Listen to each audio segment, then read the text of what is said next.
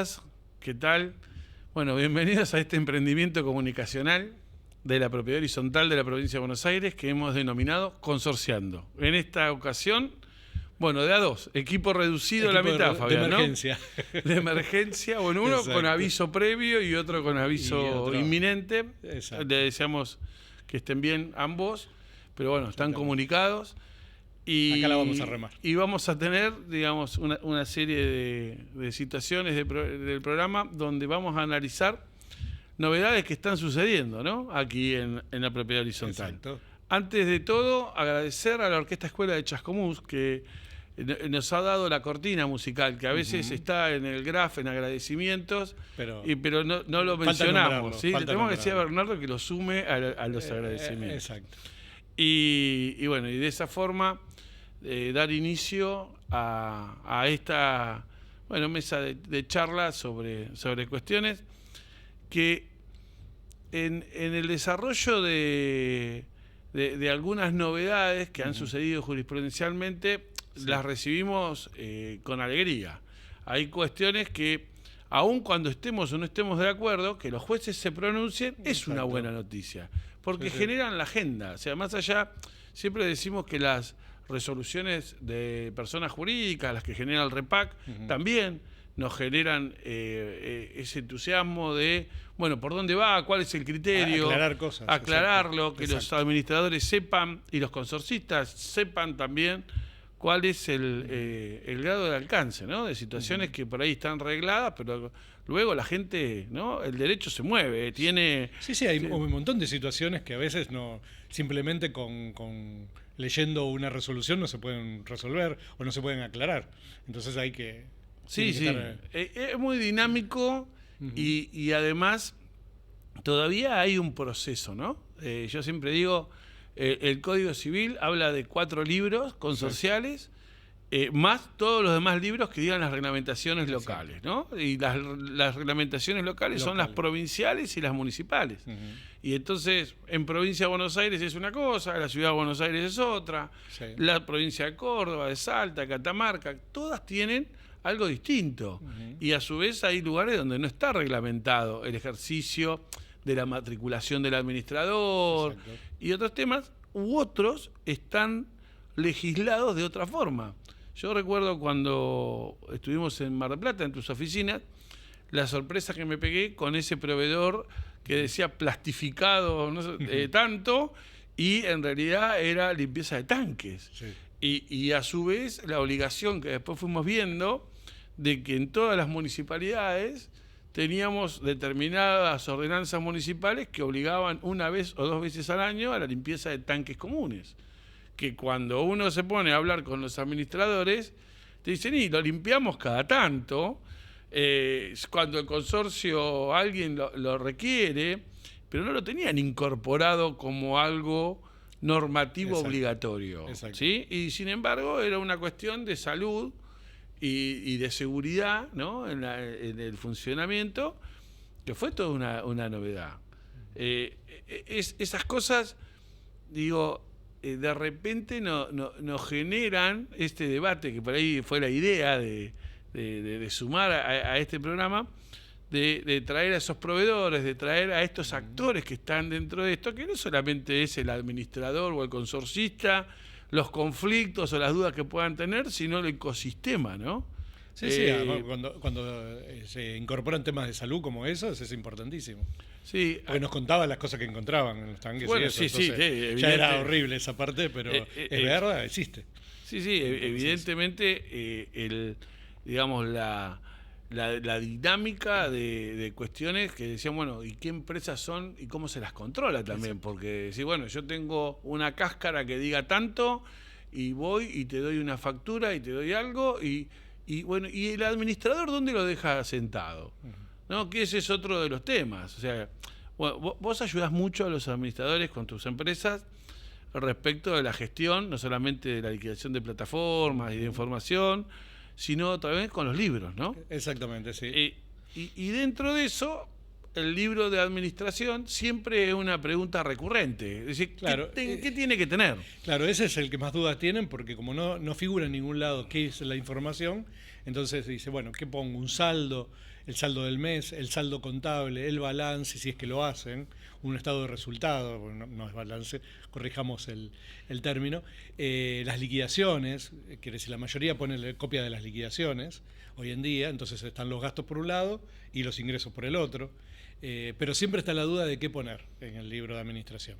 Los otros, bueno, están un poco más definidos, ya se saben un poco más para qué sirven, pero el de administración siempre es un...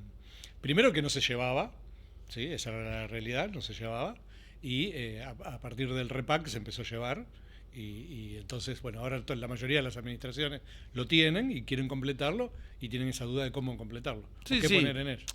Evidentemente, y todos estos siempre lo admitimos, que había algunos libros que no estaban, el de propietarios era uno el que no estaba, y el otro era el de administración, que estaba en algunos casos o no, se daba de manera alternada, había situaciones que sí, pero Estaban también estaban rubricados, vacíos, tal vez. no estaban No estaban rubricados, rubricados. tenían un montón Exacto. de cuestiones. Pero la definición de qué es lo que tiene, en principio, parecería que tampoco depende solo del Consejo de Ciencias Económicas, porque uno habla del libro de administración como algo donde tendría que estar esto que decías vos, ingresos y egresos, fondo operativo, fondo de reserva, pero la doctrina también lo que está diciendo es, miren, nosotros tenemos 4 libros obligatorios, ¿no? Tenemos el registro de propietarios, que antes no estaba, el libro de registro de firmas, que tiene que ser un espejo del de propietario, porque para tener ese registro tenés que estar considerado asentado, propietario. El libro de propietarios, que no es constitutivo, no es como el libro de acciones de una sociedad, donde sí es constitutivo. Yo soy socio si estoy en el libro de acciones. En cambio, en el libro de propietarios de la propiedad horizontal, es un reflejo de lo que dice el registro de la propiedad. Claro. Si vos no tenés un título traslativo de dominio, si vos no sos propietario para el registro de la propiedad, por más que estés en el libro de propietarios, ¿sí?, vas a necesitar el antecedente de estar figurando. Exacto. Ahí. Este es el típico caso del adquirente por boleto de compraventa. Sí. No es propietario. El propietario es el que todavía está registrado como propietario ante el registro de la propiedad. Con lo cual, los administradores no lo podrían admitir a este titular de boleto de compraventa como propietario para poder votar. No podría ser integrante del Consejo de Propietarios. Necesitaría un mandato, pero el mandato sería para representar al propietario. El propietario que pero figura en el registro. Tampoco podría ser integrante del Consejo de Propietarios. No, exacto. Podría estar en la asamblea. Podría estar en la asamblea, pero representaría a otro. Exacto. ¿Sí? Pero no podría estar en el Consejo. Bueno, estas situaciones se dan a diario, ¿no? Sí. Estas cuestiones se dan a diario. Con el usufructuario pasa lo mismo, con el heredero que no ha sido declarado como tal y no ha sido notificado al consorcio, también, porque se entiende que puede ser el hijo del dueño anterior, pero si no es declarado en el proceso judicial, exacto, no sabemos si capaz que fue considerado indigno y quedó afuera de la asociación, digamos, de la administración de este bien. Capaz que hubo una adjudicación de bienes y este bien no le quedó adjudicado a él, claro, no es único. Hay un montón de estas situaciones. Pero bueno, y después tenés el libro de actas, que es el que conocemos todos, el libro de actas de asamblea, y el libro de administración. Ahora, en ese libro de administración, lo que se empezó a recomendar, y esto es bastante novedoso, por eso lo traigo a la mesa, es que sea una bitácora operativa, administrativa y contable del administrador. O sea, que ahí ponga lo que vos decías, que es justamente mensualmente cuál es el estado de situación del consorcio, que en realidad es el resumen final de las expensas, ¿no? Que cuando dice ingresó tanto, tuvimos estos gastos, y cuál es el fondo, el saldo de la cuenta, si hay inversiones, cuáles son las inversiones, dónde están, la caja de seguridad, qué número de caja de seguridad tenemos, quiénes son los autorizados al ingreso de la caja de seguridad, si es el administrador, alguien de su administración, quién más es, si hay un consejo de propietarios, si le dejaron una llave al consejo de propietarios o no. Ahí hay una cuestión discutida con eso, pero podría ser que en la caja de seguridad haya un autorizado que sea algún integrante o algún consorcista para tener alguna situación de emergencia y que el administrador no esté. Ahora, también en ese libro lo que se podría consignar es la famosa acta de entrega de documentación. Yo recibí del anterior administrador estas pólizas de seguro, vía online, vía mail o como sea, porque ahora son todas digitales. Estos libros, estas facturas, porque las facturas tienen que ser guardadas y esas facturas las tienen que entregar. Como que la cuestión se puso, al ponerse más profesional, la cuestión se puso más compleja en la entrega. No es que yo te entrego 4 libros, 5 libros y se acabó la historia. No, porque yo tengo los presupuestos, yo tengo el contrato con ustedes. El disclaim con la las garantías de trabajo. Sí, las garantías de trabajo. Contratos, garantías de trabajo. Pero las liquidadoras de expensas. O sea, con las plataformas, no me salía el título. ¿Quién contrató a la plataforma? ¿La contrató el consorcio? ¿La contrató el administrador? ¿La cedió el administrador? ¿Le cedió la clave para poder cargarla?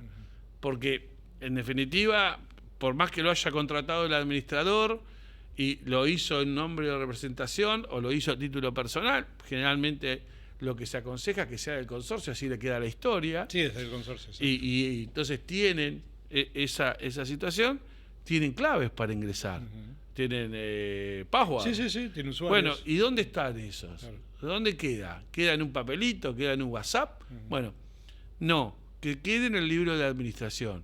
Entonces, en ese libro de administración, cuándo limpiaron los tanques, que tenga el control de cuándo limpiaron los tanques, un montón de situaciones que puede ir dejando asentado. Una vez discutíamos con Bernardo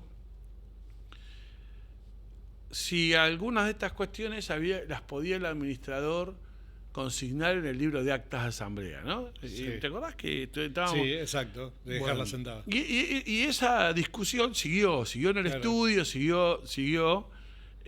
Bueno, ¿por dónde? Porque, en definitiva... Para dejarlo sentado en algún lugar. Y acá, en algún lugar acá tiene justamente que quedar. Es el libro de administración. En algún lugar tiene que es quedar. Es el que conviene, para eso. Nosotros en los cursos de formación y en distintas entidades, nosotros lo que le decimos a los administradores, que la mejor defensa que ellos tienen es comunicarle todas las novedades a todo el consorcio y no hablar solamente con el consejo.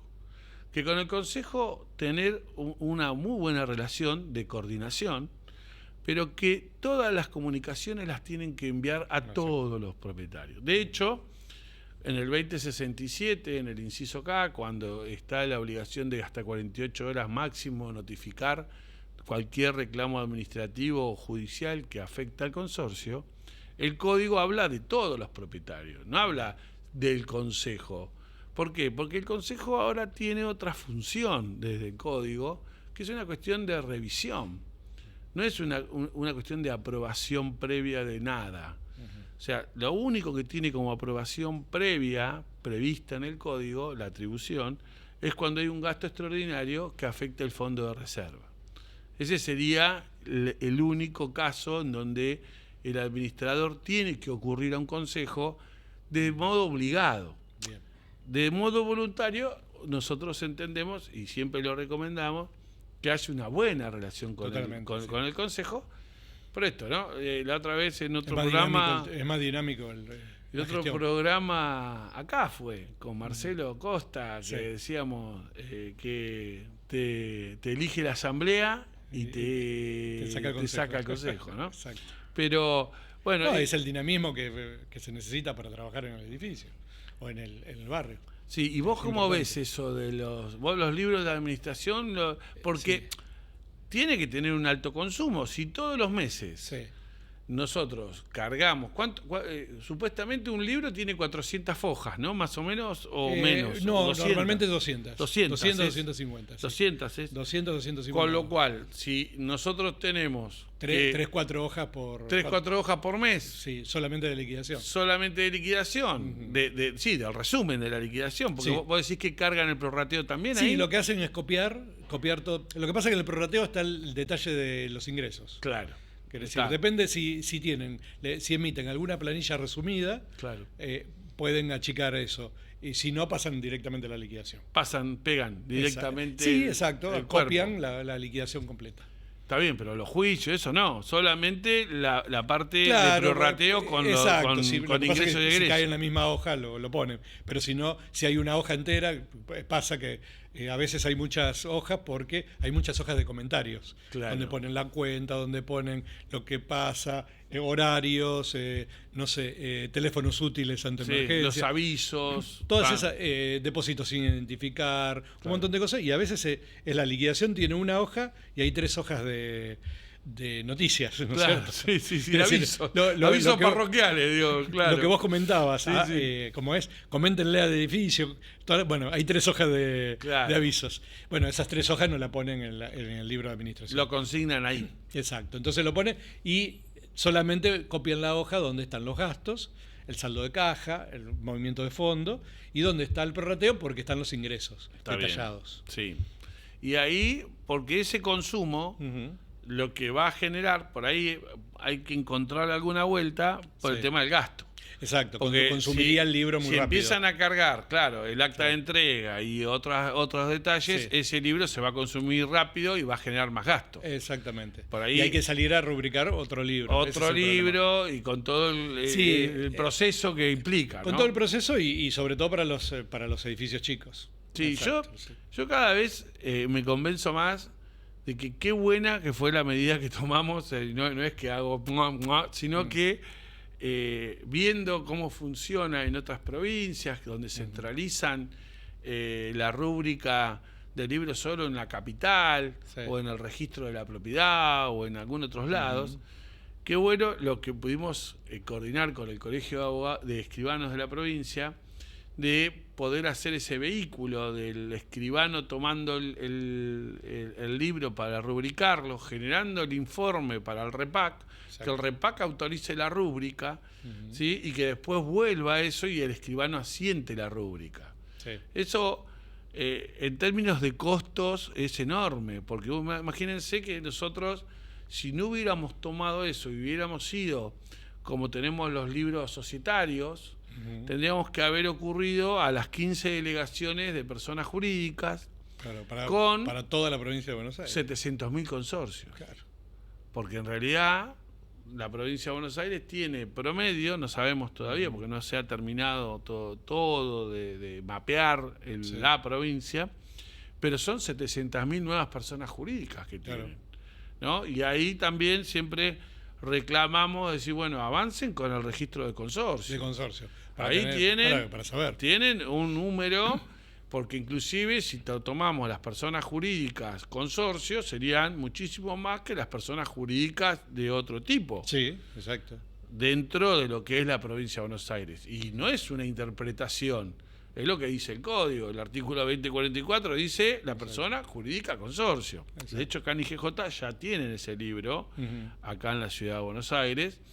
Y en otras provincias se está avanzando. Se está avanzando en eso. Se está avanzando en esto, ¿no? Ahí quizás, si se pudiera sacar ese registro de consorcio por parte de la provincia de Buenos Aires en algún momento, cuando se pueda, también se podría trabajar en estas definiciones de qué tiene que tener el libro de administración.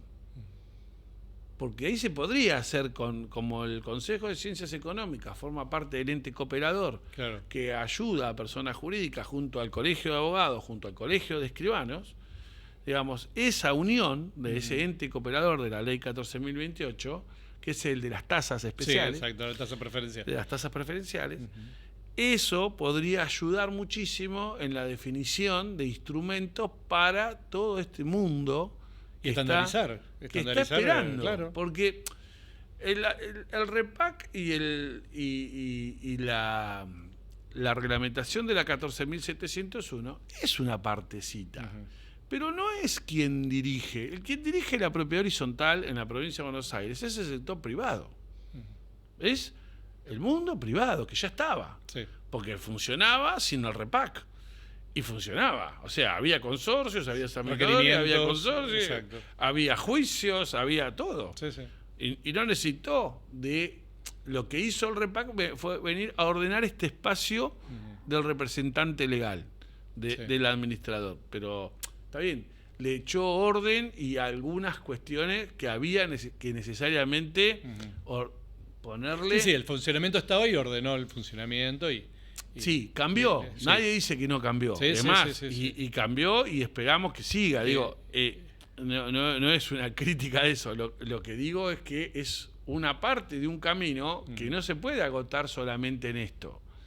Porque falta mucho. Está la discusión del artículo 320 de la contabilidad de los libros, exacto, de los consorcios, qué tipo de qué contabilidad, tipo de rendición, qué tipo de rendición. Pero en sí, uno ve, y por eso yo te preguntaba a vos, cómo está impactando desde el nivel de actividad, digamos, ¿no? Porque eso me parece que, es decir, el que está mirando del otro lado, que es consorcista, dice, yo nunca le pedí el libro de administración a mi administrador. ¿Qué tiene el libro de administración? En ningún lado dice que lo tiene que exhibir. ¿Sí? En la asamblea dice que tiene que llevar el libro de actas y el de registro de firmas. Y como antecedente tendrá que tener el libro de propietarios actualizado del administrador, porque es él el que habilita a votar o no a votar a una persona. Exacto. Y si no habilita a votar un propietario, seguramente va a tener una nulidad de asamblea que va a tener que pagar él y no el consorcio. Digamos, ha cambiado un montón de reglas que la gente todavía no las sabe. Por ahí dice, perdimos un juicio, perdió el consorcio. Hay que pagar expensas porque perdimos el juicio. Pará. ¿Quién no perdió el juicio? Claro. Lo perdió el consorcio. ¿Por qué motivo? Bárbaro. Claro. ¿Qué hubo? Hubo un problema de negligencia del administrador. El señor administrador, páguela usted al juicio. ¿Por qué le voy a pagar yo, consorcista? Si hay acción, ¿no? La responsabilidad por acción o omisión del artículo 160, 5 años la prescripción. Claro. O sea, y vaya a buscar a los otros administradores que fueron los que cometieron el problema. Sí. Porque capaz que este administrador dice, mira, yo hace un año que estoy y el problema se generó hace 2 años.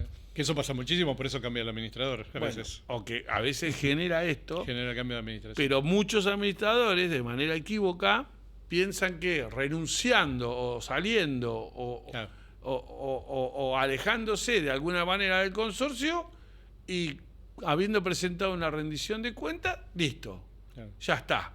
No, la rendición de cuentas es otra cosa. Es ¿quién debe en esta gestión, vos o yo? Pero no quiere decir que no haya responsabilidad que se pueda descubrir posteriormente, dentro de los 5 años, que diga, venga señor, venga acá y explique por qué puso a Beatriz García como propietaria cuando era la cónyuge. Claro. Y a ella después la elegimos como presidenta del Consejo Propietario y por el artículo 2048, última parte, le aprobamos la deuda de expensas, fuimos, le ejecutamos a Fabián Beuchel y vino el abogado de Beuchel y dijo, ¿quién firmó? Y dijo, inhabilidad de título, porque la aprobación del Consejo fue dado por alguien que no era propietaria. Exacto. Y entonces, ¿quién es el que tiene que... ¿Quién asume la responsabilidad? Claro. La señora que estaba ahí también es responsable. Porque tampoco es siempre el administrador. Ese consorcista o pseudo consorcista también es responsable de los daños que generó. Claro. Porque si yo no soy propietario y me presento como propietario... No puedo ir a firmar, exacto. Y me presento como integrante del Consejo de Propietarios, también estoy generando un daño al consorcio. No es solamente el administrador que se equivocó. También es aquel que levantó la mano y dijo, yo soy propietario. Y no lo era. Y no lo era y firmó y todo. ¿No? Ahí, acá con digo, muchas veces las asociaciones de consorcistas, los abogados, hay varios que... el amigo Reski, que ayer, 20 de mayo, cumplió años, lo saludamos, junto a Horacio Jorge Duvalde, también de Mar del Plata, de Mar del Plata. que cumplieron años,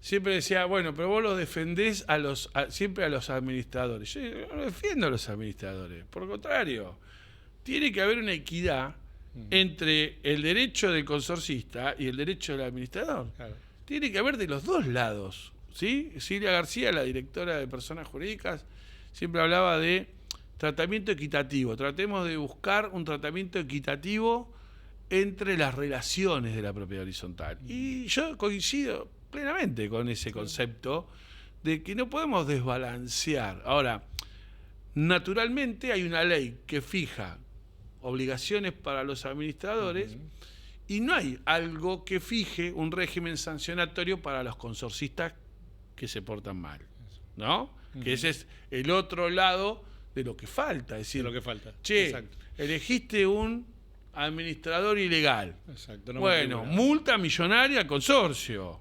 Claro. O sea, porque sí, vamos a tomar a ese administrador ilegal, lo vamos a inscribir de oficio, lo vamos a inhabilitar para que no siga trabajando, le vamos a poner, o lo vamos a hacer regularizar y pagar multas. Sí. ¿Qué? ¿Y esas multas van a ir a favor de esos consorcistas que eligieron a un ilegal? Ellos generaron justamente eso. Ellos generaron el problema y van a ser beneficiados por una multa que va ¿para qué? ¿Se entiende? Sí, sí, Entonces, sí. ahí hay como un sistema donde si uno mantiene ese criterio de equidad y de equivalencia, lo puede ordenar. Pero para llegar a hacer lo que se dice, también hay que ejecutar otras herramientas como esta, la del libro del consorcio, para que uno pueda tener un instrumento desde el punto de vista estatal de decir, miren, yo le quiero dar equidad, como dice Silvia García, bárbaro, le doy equidad. Ahora, necesito herramientas para que ella también sancione a los consorcios que actúan mal, que eligen un administrador no matriculado, porque de alguna manera el Estado, si los obliga a matricularse, a esos tipos que cumplen, hombres, mujeres o empresas, a ese sector que cumple con la ley, lo tiene que proteger. Lo tiene que proteger, claro. Lo tiene que salir a cuidar. ¿Y cómo lo sale a cuidar? Si no tiene esas herramientas. No tiene herramientas, exacto. Y de repente, eso es lo que estaría faltando. Lo que está faltando, para mí, en la provincia de Buenos Aires, es que se instaure dentro de personas jurídicas un área de consorcios. Un área de consorcios. A mí los compañeros directores anteriores a la gestión me decían que yo quería el ministerio chavista de consorcio.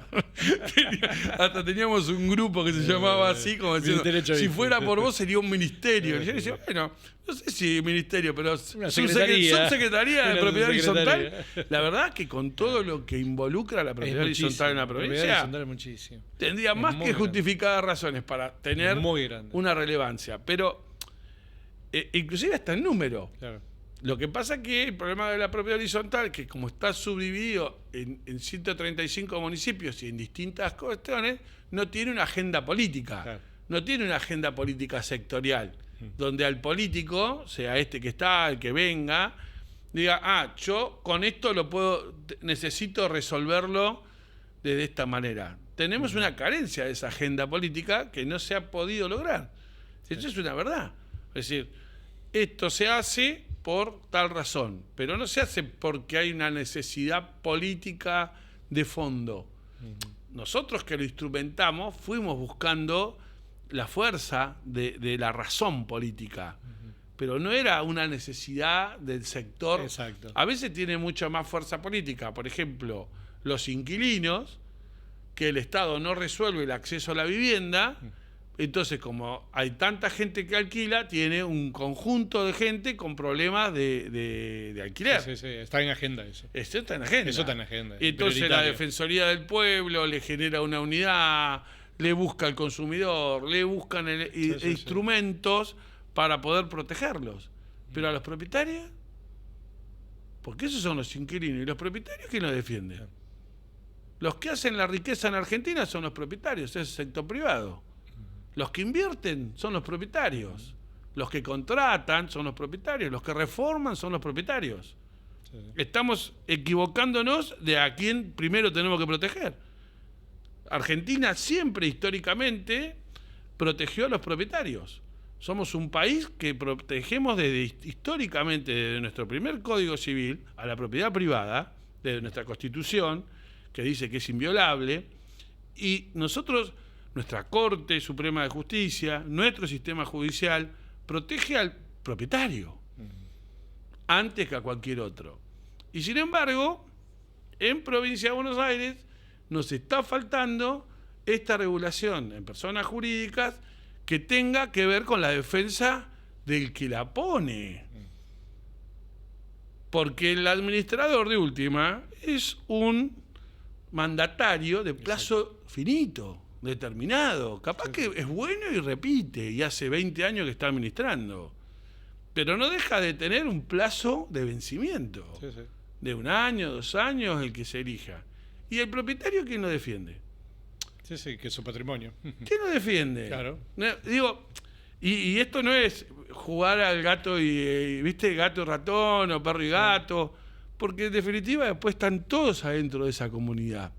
Entonces, ese tratamiento equitativo que dice García está bueno desde el punto de vista discursivo, está genial porque te permite avanzar un montón, pero le falta esa pata que es la de decir, che, tengo 700.000 personas jurídicas, las voy a registrar. Las tengo porque los administradores las tienen que declarar cuando se inscriben y en las declaraciones juradas tienen toda una planilla donde las tienen que declarar. Inclusive declaran las de propiedad horizontal adecuadas o no adecuadas. Creo que hoy en día el sindicato es el que tiene el registro más actualizado. Bueno, por interés propio, ¿no? Por interés del sindicato. Yo no sé si el sindicato tiene los barrios privados, porque más del 80% de los barrios privados en la provincia de Buenos Aires está UTEDIC. Sí, lo que pasa es que los... O sea, tendríamos que llamar a los dos sindicatos. A los dos sindicatos, pero son, claro, como son parte interesada, son los... Claro. Porque inclusive hasta por no tener encargado, también el sindicato tiene, digamos, registro del edificio para saber si actúa un encargado o no en el Claro, el pero los edificios estamos seguros que es UTER, sin duda. Pero claro, UTEDIC. Pero claro, UTEDIC para la parte de... UTEDIC están lo de los barrios, que es una vieja concepción que quedaron de UTEDIC, que es una batalla sindical de adecuación que tienen que terminar entre ellos en el Ministerio de Trabajo, ¿no? Nosotros no vamos a meternos en esa cuestión porque no somos de la campera, digamos. O sea, podemos tener alguna visión de yo particularmente, para mí son todos de Suter. Si me preguntás a mí, tengo que arriesgar, para mí son todos de Suter. Digamos, son todos del renta de propiedad horizontal. Porque desde que se creó ahora el derecho real de propiedad horizontal y salió esa definición, todos los emprendimientos, conjuntos inmobiliarios del 2073 son todos de Suter. Y te digo una cosa, y los otros, los privados, los fideicomisos, todos los demás... Que terminan en... No. Si cumplen con alguna de los actos de apariencia... Liquidación de despensa... convocatoria de asamblea, que dice el 2074, para mí también son de Suter. Claro. Esa es mi posición. Ahora, no puedo negar que en la vida real los barrios tienen liquidaciones por UTEDIC. Entonces, de hecho, hasta cuando sacan los convenios, yo estoy dirigente también en un club y lo veo a los acuerdos de UTEDIC, sacan tienen por convenios por sectores. UTEDIC va arreglando. Es más, yo conozco cámaras de administradores de consorcios que tienen liquidan a los empleados por UTEDIC. Y son cámaras de administradores de consorcios, de administradores. Y liquidan a sus empleados por UTEDIC, sí, hay por UTEDIC. Entonces, digo, fíjate, ¿por qué? Porque UTEDIC juntaba a todas las entidades antes. A todas las entidades, asociaciones civiles, tenían por eso. Además, de hecho, ha habido conflictos, por ejemplo, entre UTEDIC y comercio. Claro. Por las cámaras de comercio de la provincia de Buenos Aires, por ejemplo. O sea, los conflictos estos de encuadramiento no son solamente de los comerciantes con Moyano por los supermercados, Sí, logística, ¿viste? Que te acordás que había Sí. toda esa discusión, sino por el encuadre. Y ahí todo se va moviendo, ¿no? Claro. Es como el otro día, ahora me invitaron a participar de una diplomatura en Derecho Inmobiliario, ¿no? Entonces, para hablar de los contratos multinivel que tiene hoy el mercado, que salen de los contratos básicos tradicionales.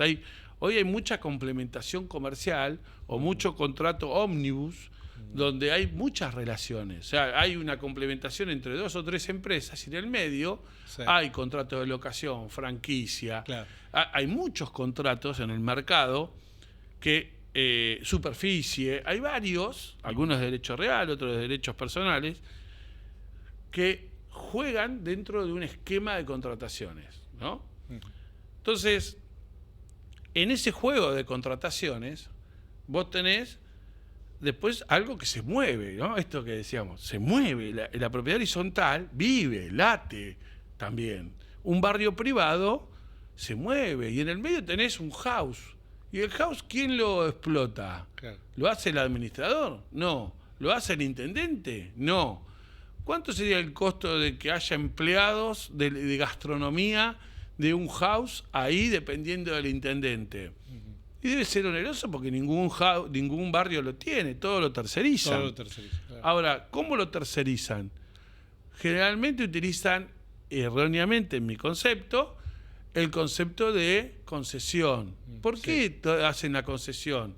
Si ustedes no conceden algo que realizan como actividad, uno concede lo que es propio. Yo tengo concesionaria porque vendo autos. Entonces yo soy una marca, entonces vos sos concesionaria oficial mía porque vos vendés mis autos, haces mi service. No.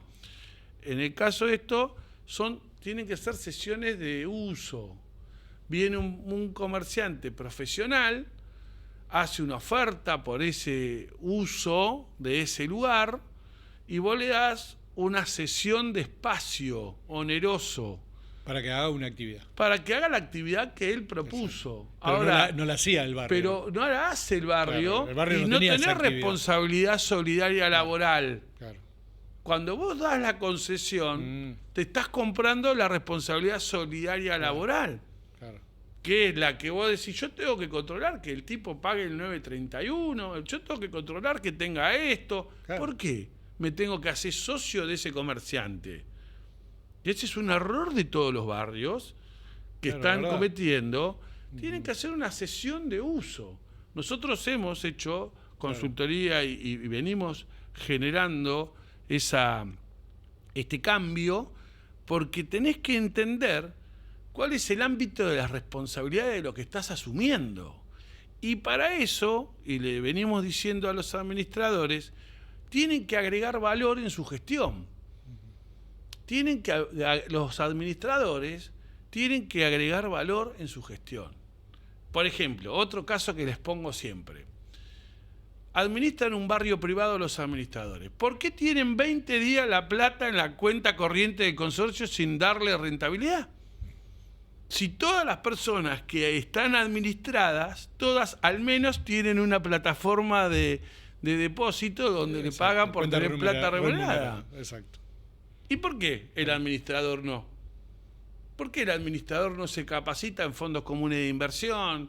¿Por qué en instrumentos financieros? Porque si yo tengo que pagar algo el día 20 y lo cobro el día 5, ¿por qué tengo la plata depositada en un banco a tasa cero? ¿Lo hago en mi vida personal? No. ¿Y por qué cuando administro plata tuya hago eso? Estoy administrando mal. Entonces digo, Leo siempre insiste con esto y yo le doy la derecha y lo acompaño en va a llegar el día que no van a elegir los administradores por un tema de precio en honorarios, de valor de honorarios, sino que van a elegir a los administradores por todo el valor que los administradores le pueden aportar a una comunidad. Exacto. ¿Me entendés? La venta de residuos, la organización de los residuos. ¿Necesitamos que sea gran consumidor y que tenga más de 1000 kilos diarios de basura? ¿O con menos basura podemos organizar algo de reciclado y podemos generar ingresos. ¿Tiene que venir el Ministerio de Ambiente a golpearnos la puerta con la resolución 190? Con una obligación, claro, con una obligación. O podemos hacer como hizo Yandinotto en Cabo Corrientes, mi edificio preferido, le mando un saludo. Creo que dejó de ser administrador, ahora se jubiló, pero que hizo todos los acuerdos con las cooperativas, los recolectores, con todo lo demás. Claro. Y capaz que él es gran consumidor, gran generador en verano, ese edificio, el de Mar del Plata, si ven, es el celeste y blanco que está metido 800 mil metros. unidades funcionales, así que sí, es enorme. eso es una ciudad. Pero en invierno no tiene tantos habitantes permanentes. Ahora, ¿necesitaron que le fueran a golpear la puerta? No, los tipos fueron antes. Y dijeron, esto nosotros generamos y bajamos el costo. Porque el municipio le decía, bueno, yo te dejo tantos contenedores, pero tantos contenedores no me alcanzan. Y bueno, y entonces te alquilo. Claro. Aparecía la empresa de contenedores atrás y te decía, negocio. Yo te alquilo. Claro. Dice, no, pará, si yo reciclo, si yo genero, yo tengo este costo y este ingreso, claro, y lo resuelvo. Ahora, ese valor que tiene, nosotros hemos visto el recambio de lugares por energía solar para generar ahorro de energía de red. Inclusive ahora le cambian los medidores invertidos y vos le podés vender al sistema. Entonces, decir, bueno, tengo una solución que es diurna y tengo una solución que es nocturna con baterías de litio. Bueno, lo necesito. Fíjate que esto que comentabas, que hablaba Leo, termina siendo como una empresa privada. Cuando vos contratás a un profesional, que lo que decimos en una empresa privada, se está pagando su propio sueldo. Con los ahorros, con la estrategia, con todo lo que contratás ciertos gerentes profesionales, donde en base a su conocimiento lo que hacen es generar ese valor agregado y vos decís, se está pagando su propio sueldo. Entonces eso a lo que creo que Leo apuntaba, es decir, no es por un tema de valor de administración, sino la gestión que puede hacer, ¿no es cierto? Dentro del... Yo lo que veo es eso, yo veo que en el último tiempo los administradores más grandes... Que se dan en los barrios, ¿no? Porque los edificios... Sí, bueno, para. Edificios gigantes. Hay edificios grandes. Cada vez más. Claro, que se están desarrollando con los amenities y que son una mezcla de barrio cerrado, pero con altura. Cada vez realmente hay edificios cada vez más grandes y toda una manzana de 3 torres. Sí. Uno lo ve, que los veía acá en la ciudad de Buenos Aires, pero ahora en muchos lugares de la provincia se está generando eso. Primero porque a veces no tienen el lugar de esto. Segundo, porque también es un tema de costo, de mantenimiento. Yo estoy viendo que, por ejemplo... esos amenities. Claro. Somos varios. Vos tenés lugares donde después tenés que pagarle al parquero, tenés que pagar combustible, tenés que mantener determinadas condiciones. Y uno ve que hay muchas familias que antes afrontaban sin ningún tipo de problema ese costo de expensas, más el costo de mantenimiento, y hoy las grandes extensiones, los grandes barrios, empiezan a ser mirados de reojo por mucha gente. Dice, mirá, si al final para tener en el barrio tengo el amenity del barrio privado, pero me voy a un edificio que está dentro del conjunto, y no tengo una superficie tan grande que tengo que sostener. Claro, eso entonces, es el barrio. Eso está pasando. La mayoría de los barrios grandes están construyendo bloques de edificios pequeños, no muy altos, que no afecten el ecosistema. Pero bueno, están en Mar del Plata, estaban haciéndolo en la entrada. Exacto. En Citibel, están haciendo 3 edificios en uno de los barrios. En un barrio privado muy conocido de Citibel. Ahora le hicieron los módulos de edificios en la entrada. Claro. Entonces, tampoco ese movimiento de... Sí, barrios nuevos que se están haciendo, ahí en Mar del Plata también pasa, en la zona norte se están haciendo mixto. Claro. Hay edificios en la costa y atrás está el barrio, dentro del mismo... edificios de cara al mar. De cara al mar, y atrás del edificio están los que quieren casas. Entonces tienen lotes de casas. Mirá. Pero todo es un barrio. Claro, interesantísimo. Exacto. Porque cubre toda la oferta. Exacto. Mirá qué bien. Sí, sí. Y eso hace también que la cantidad de unidades baje mucho el costo de se expensas. cubre toda la demanda, no la oferta. Claro, Pero, o sea, exacto. oferta de manera amplia. Exacto. El que quiere vivir en un departamento, el que quiere vivir con amenities que están compartidos, hay muchos que no, pero otros que están compartidos, y realmente permite tener mucha más cantidad de unidades, que eso hoy en día, como decís vos, baja el costo de las expensas y del mantenimiento general del barrio, ¿no? Qué lindo leer un reglamento de esos para ver cómo resuelven el costo de los ascensores cuando los tengan que arreglar o cambiar. Claro. Digamos, cómo el de la casa que está al fondo. Sí, no, supongo que lo debe tener ya armado, como en un edificio vos tenés separado el local, Sí. excluido el local, porque el local no tiene puerta para Porque no ingresar tiene la por el autorización. consorcio, o una cochera no tiene acceso, como pasa en un reglamento de un consorcio, cuando empiezan a aparecer los demás porcentuales por exclusión de gastos, ¿no? Sí, ¿Cierto? el tema es que eso, hay una modificación ahí que tuvo el código, Ajá. que en realidad la justicia no ha sido muy permeable en validarle que no tenga que concurrir. Porque, Sí. por ejemplo, si una cosa es, vamos a suponer, que no tenga que participar de algún gasto, pero sí, por ejemplo, si hay un accidente Claro. y tiene un daño sin perjuicio relacionado al ascensor. Entonces, como vos no concurrías por el gasto de ascensor, que no participás de la expensa extraordinaria para pagar el juicio. Claro. Si la demanda es al consorcio, que es todo. No hay dos consorcios, hay Bueno, uno. justamente del ascensor me planteaban, pero si hay que reparar el ascensor. Dice, ¿no es un patrimonio del consorcio el ascensor? Exacto. Y yo soy parte del consorcio, el local es Exacto. parte del consorcio. Exacto. Por más que no aporte Exacto. en el mantenimiento del edificio. Es que Claro.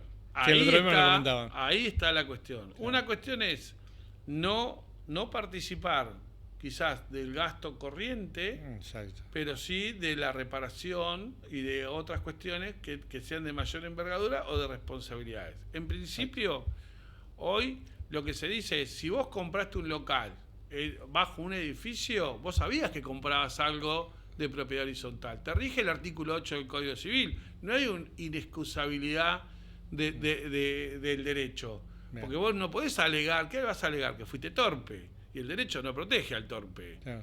Entonces, comprar un local en Sí, un yo lugar no sabía donde- que podía pasar algo acá arriba. ¿no? Claro, porque en realidad compras un local abajo de un edificio y también lo que estás mirando como comerciante Sí. es el flujo de toda la gente que va a venir Claro, exacto. hacia abajo o la que viene hacia la que arriba. pasa, exacto, la que pasa o la por que mi local. circunda.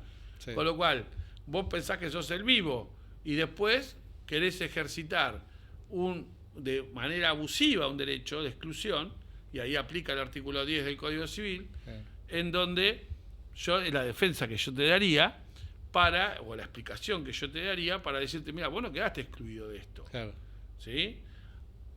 Para mí está mal utilizada la excepción que tiene la propiedad horizontal especial en esto respecto del uso o no uso de determinadas zonas. Y Sí. eso está previsto, por ejemplo, para las marinas náuticas, eso Sí. está previsto para otras cosas.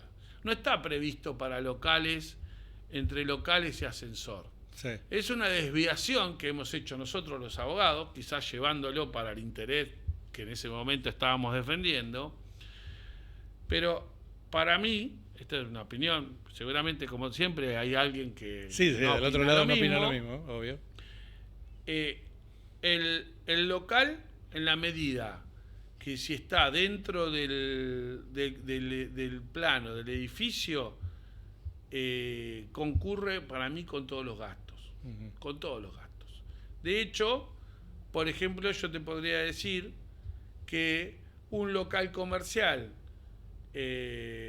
con los cambios que vos puedas hacer, podés haber estado afectando muchísimo más la fachada, Sí. y yo como propietario No tengo puedo que tocar andar nada. no puedo andar tocando la Nada fachada. puedo tocar de la fachada. Y vos me colocás carteles en la fachada que me agujería, me desagujería, me pintá, me No, sacás y esto. además con el logo que le pusiste o el color que decidiste me vos cambiaste poner, la cambiaste fachada. totalmente y yo no puedo tocar Y nada. yo no de la puedo fachada. tocar nada. Y yo soporto, por Sí. más que esté en un departamento del 10º piso, ese cambio de fachada que vos me estás haciendo en la planta baja. Fíjate que te muestro el otro lado de la moneda, ¿viste? Claro, fíjate que termina siendo también como decir, bueno, el de planta baja no aportaría sobre el ascensor si nunca lo toma. Bueno, vamos a Es lo ver. mismo. O el de planta baja no tiene que concurrir con el arreglo de la terraza, Claro, exacto.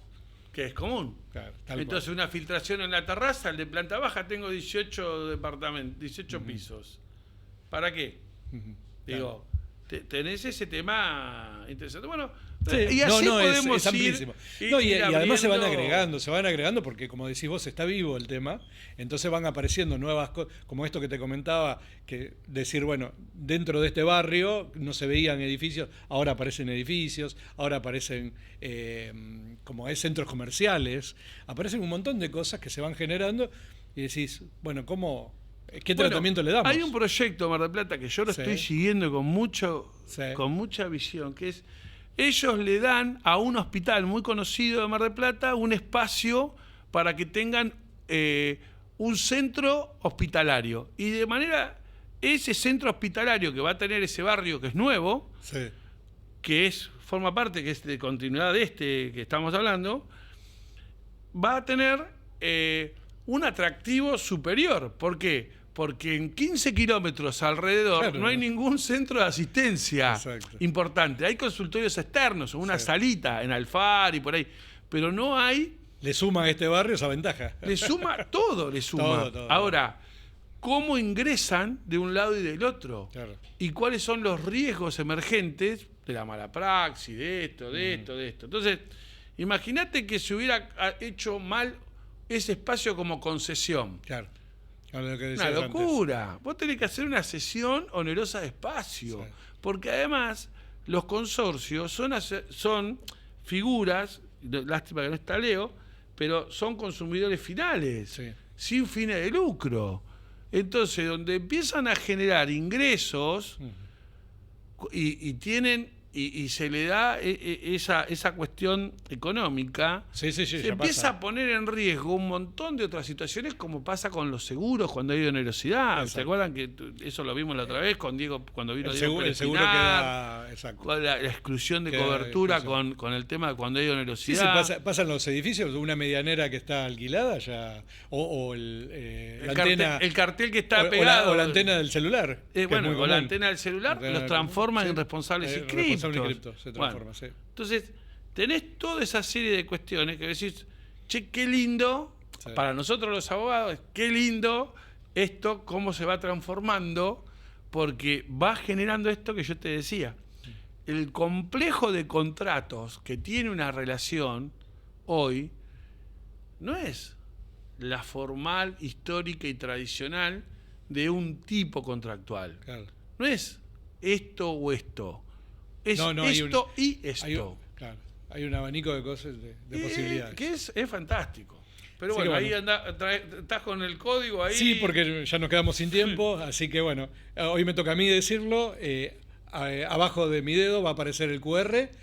Para anotarte en el sorteo, tenemos el Código Civil, gentileza del Banco Macro, ¿sí? El Código Civil 2024. Y también, anotándose en el código QR, por gentileza de la editorial Hammurabi, tenemos 8 libros ebook en los cuales ustedes pueden elegir el ganador dentro de los 8 libros que hemos elegido, los títulos, para poder adquirir la lectura de esos libros. Así que, por favor, si lo ven en el QR y nos dan like y suscribir, para que les aparezca los episodios que semana a semana nosotros publicamos de Consorciando. Bueno, nos vemos en el próximo. En el próximo Consorciando. Muchas gracias.